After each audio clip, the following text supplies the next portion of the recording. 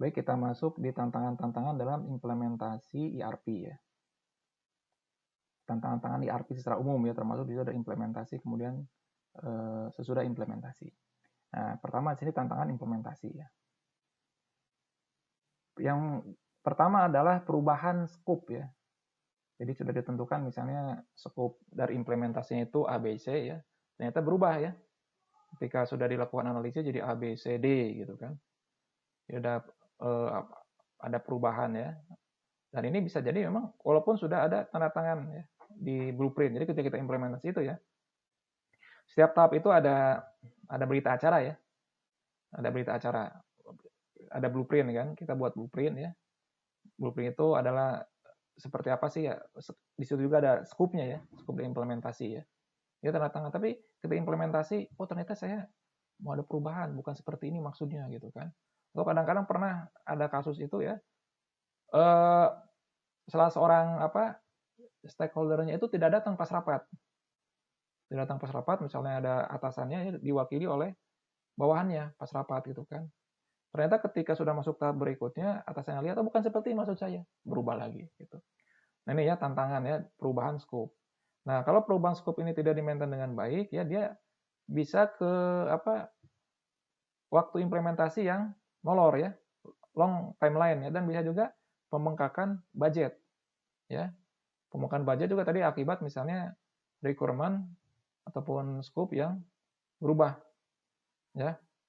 Kemudian tantangan-tantangan terkait misalnya proses bisnis redesign ya. Ketika misalnya tadi proses bisnis itu desain ulang ya, ada perubahan kan, apakah sistem ini itu sesuai dengan sistem ERP ya, atau sebaliknya, karena ada dua nanti pendekatan itu ya, apakah perusahaan itu akan mengikuti sistem standar atau best practice ya yang ada di ERP, ataukah ERP-nya yang di custom. Ini ada dua hal yang perlu dicari titik tengahnya ya. Karena gini, ketika datang dengan sistem ERP, perusahaan itu bisa jadi memiliki proses bisnis yang berbeda dengan sistem ERP. Nah, makanya salah satunya adalah ketika kita memilih aplikasi ERP itu adalah aplikasi yang paling sesuai dengan proses bisnis perusahaan. Harusnya seperti itu ya. Nah, ketika akan implementasi ini proses bisnisnya berbeda. Nah, itu akan ada dua. Secara umum itu dua pendekatan. Apakah nanti perusahaannya itu yang akan mengikuti proses bisnis yang ada di ERP, atau sebaliknya, ERP-nya yang akan mengikuti proses bisnis yang ada di perusahaan. Kalau mengikuti apa ya berarti akan banyak di custom ya.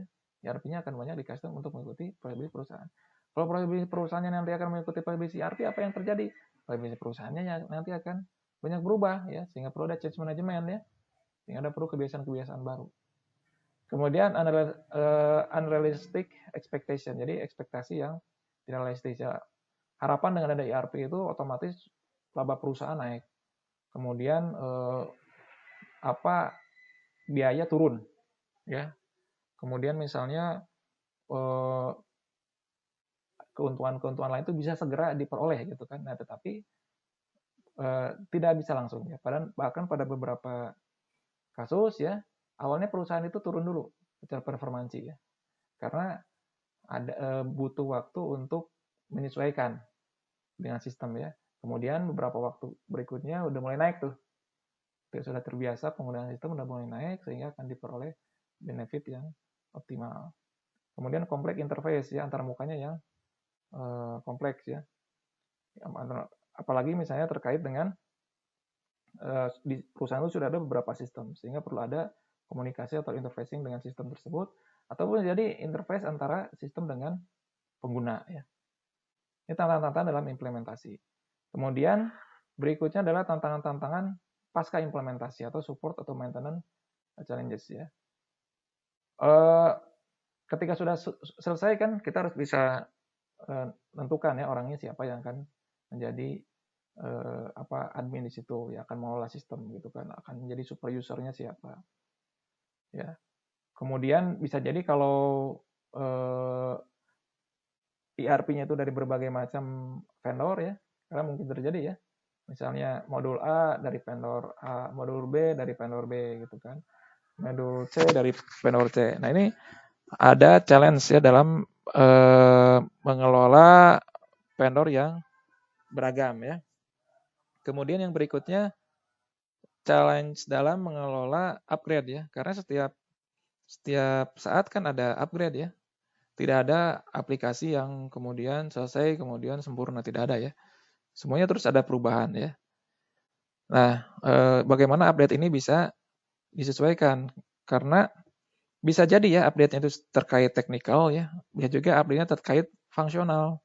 Ya kalau terkait teknikal mungkin bisa tinggal upgrade aja ya, hal yang sifatnya teknis seperti hardware, kemudian lain-lain.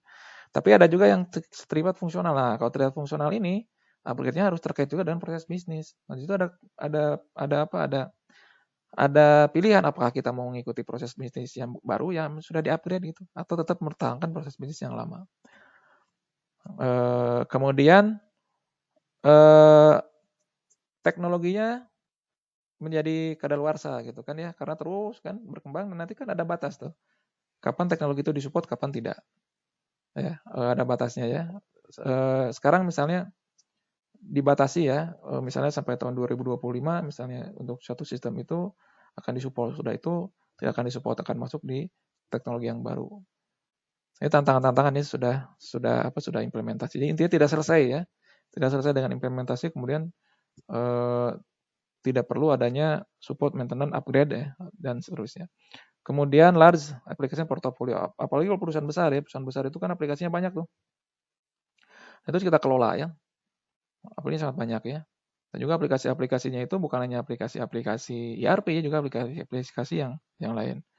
Kemudian transisi ya dari fase implementasi ya menjadi fase post implementation, ada perubahan budaya dan lain-lain. Ada karyawan yang tidak terbiasa dengan menggunakan aplikasi ya. Ya contoh misalnya sekarang saja ketika masuk di online seperti ini ya, tidak semua dosen itu familiar ya. Tidak semua dosen familiar dengan menggunakan misalnya sistem online ya. Nah, butuh waktu kan?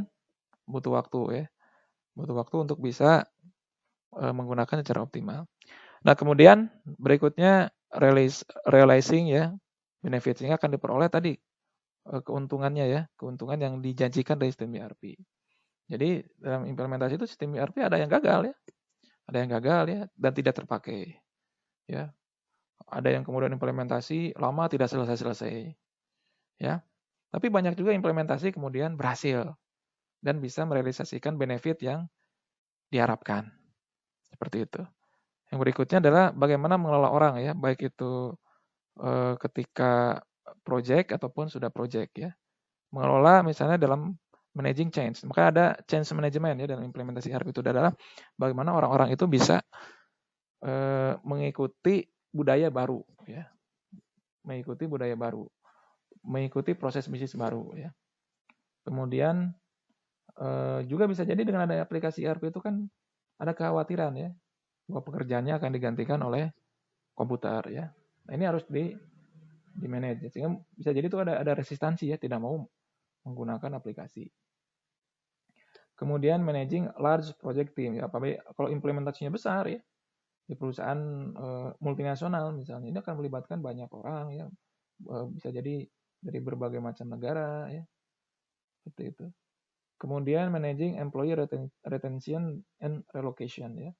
Nah, ketika sudah implementasi ya, itu kan biasanya jadi ahli itu, jadi jago. Nah, dalam implementasi tersebut ada perusahaan lain yang sedang implementasi, membutuhkan orang, itu bisa ditarik tuh employee kita yang awalnya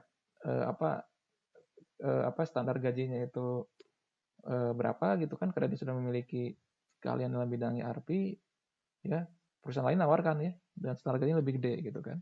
Sementara misalnya di perusahaan asal tidak bisa memberikan gaji yang seperti itu, aja pindah. Nah, itu employee retention ya, gimana mempertahankan sumber daya yang sudah ahli ini ya, yang dia sudah berpengalaman ini dan implementasi dan menggunakan sistem untuk tetap bisa mengelola sistem di perusahaan. Juga relocation, karena bisa jadi ada pemindahan ya, pemindahan pegawai ya dengan adanya implementasi. Kemudian yang paling penting adalah bagaimana implementasi ini didukung oleh top manajemen ya, karena pada akhirnya ya bahwa kepemimpinan itulah yang akan menjadi kunci keberhasilan suatu implementasi.